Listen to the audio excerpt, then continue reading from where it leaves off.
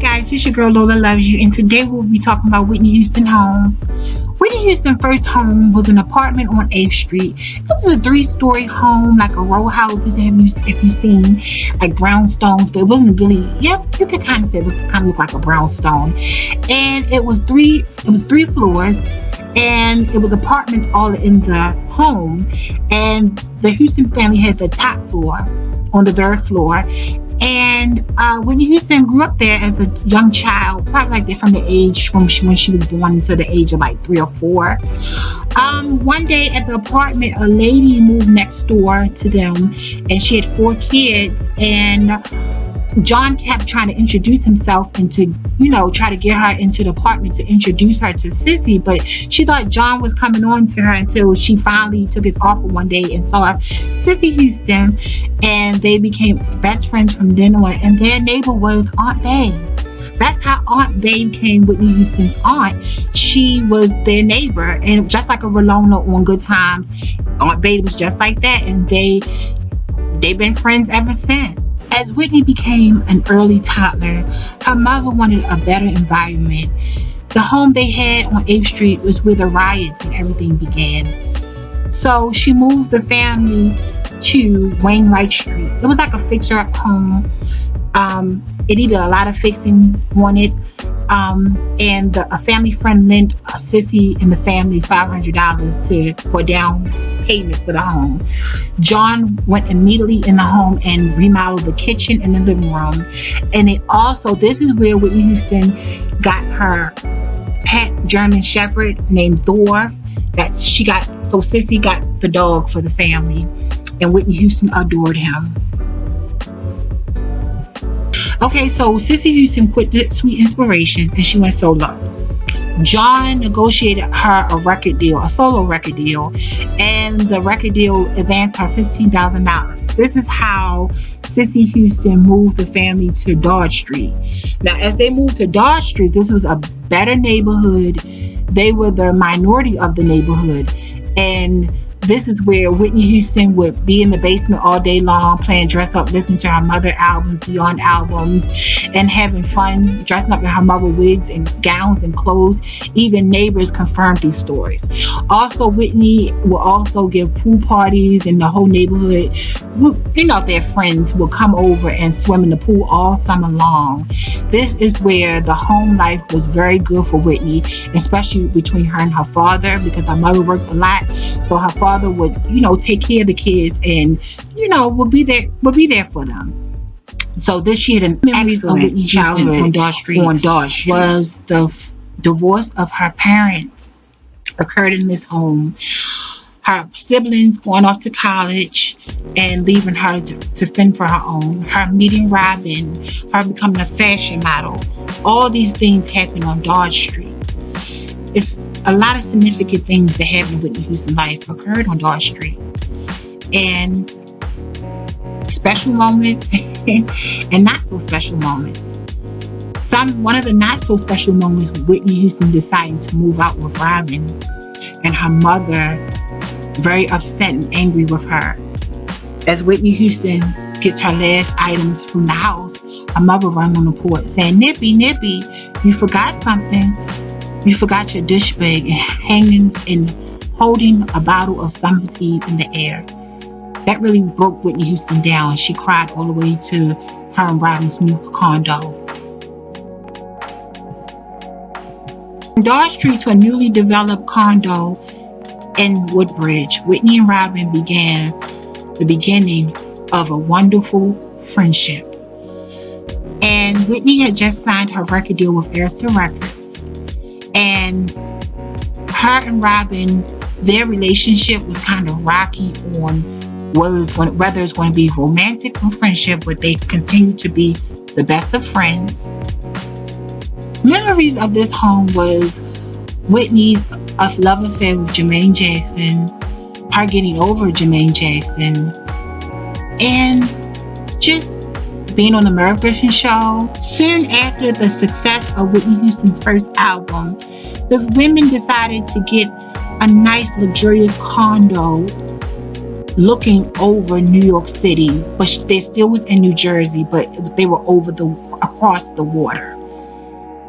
This is where Whitney Houston started to live a little more lavish, and she was comfortable. She didn't go overboard, but it was way more than her first condo.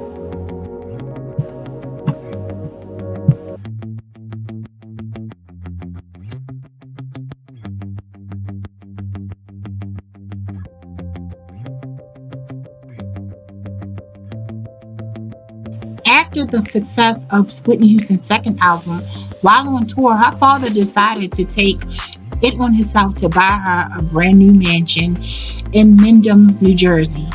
This is where Whitney Houston moved into extreme luxurious living. The mansion was so big, it took her years to move in because Whitney Houston was constantly on the road. Here are some photos of inside of her mansion. This is the mansion where she married Bobby Brown in. This is the mansion she had Bobby Christina. This is the mansion where a lot of notorious things went on at her home.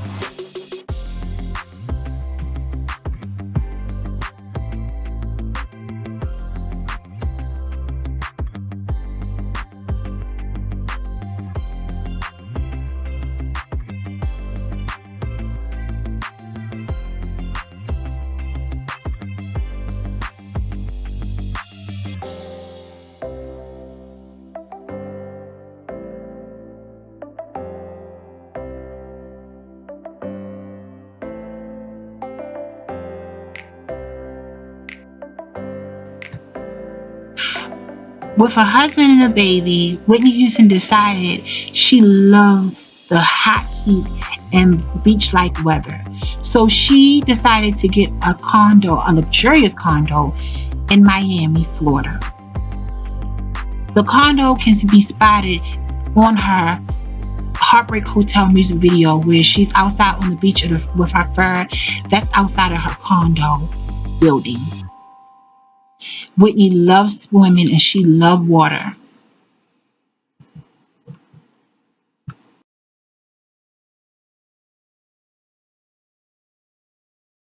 Okay, during a dark place in Whitney's life, in the early 2000s, she decided to move to Atlanta, Georgia.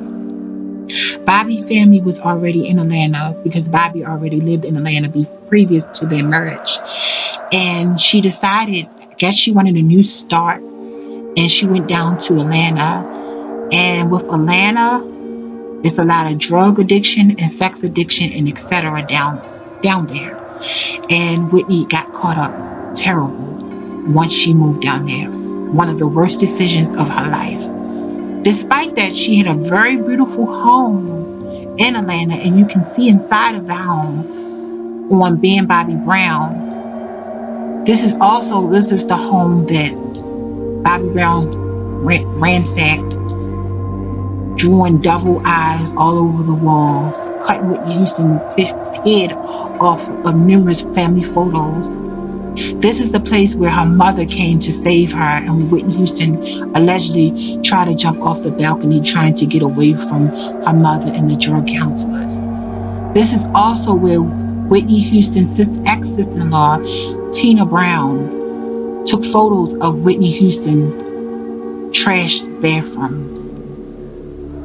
So sad and very scary place, especially in part of Whitney's life during her dark times.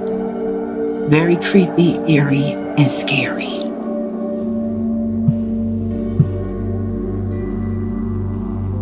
The beginning of the end.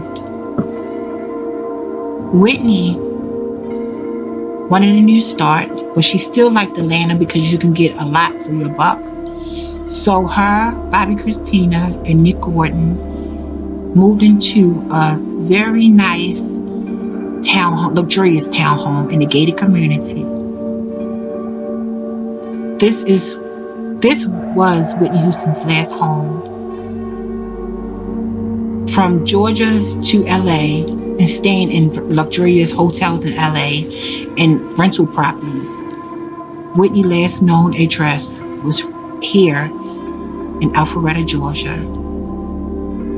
Whitney has lived a life of luxury, lavish, and great home life. As a child, she had an excellent home life. But at the end of the day, you can go be in $1 million mansion, but if you're not happy, there's no place like home. And for me, home for Whitney was Dawes Street. She was truly loved by her true loved ones, and not this evil world and a world of Hollywood and fame that did nothing for Whitney. Whitney needed her love, her roots. Those are the houses and homes of Whitney Houston. Let me know in the comments below, which home do you think was best fit for Whitney? What home do you think she was the most happiest in her life? It's your girl Lola Loves You. Please subscribe, comment, and thumbs this video up and share it. I'll be back. Bye.